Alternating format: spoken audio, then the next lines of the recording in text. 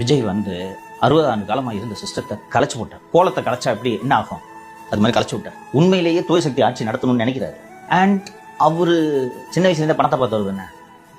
இல்லாதவங்களுக்கு பணத்து மேலே கிரேஸ் இருக்கும். சின்ன வயசுலேருந்தே பணத்தை பார்த்துட்டு இந்த பணம் எனக்கு வேண்டாம் அப்படின்னு சொல்லிட்டு தான் இங்கே வந்திருக்கு. அதனால இந்த கரப்ஷனை ஒழிக்கலான்ற முடிவில் திரு விஜய் அவர்கள் இருக்கார். திமுக அதிமுக 2 கட்சிகளும் மாறி மாறி ஆண்டாலும் ஊழலை குறைக்க வேண்டும் என்று கூட அவர்கள் எண்ணியதில்லை. ஒழிக்கணும்ன்றது அடுத்தது, குறைக்கணும்ன்ற எண்ணம் கூட இல்லை. அவர்கள் கமிஷன் அடிக்க வேண்டும், லஞ்சம் வாங்க வேண்டும் என்ற எண்ணத்தில் அவர்கள் இல்லை. வாக்காளர்களுக்கு பணம் கொடுக்காமல் அவர்கள் வெற்றி பெற்றிருக்கிறார்கள். அதுக்கு தானே கடன் வாங்குறாங்க. ஸோ இந்த பிரச்சனை இல்லாததுனால நானும் வாங்க மாட்டேன், எவனும் வாங்கக்கூடாது. இப்போ இந்த சிஸ்டம் தொடர்ந்துருச்சுன்னா என்னாலே நம்ப முடியல. தமிழ்நாட்டில் தான் இருக்குமா?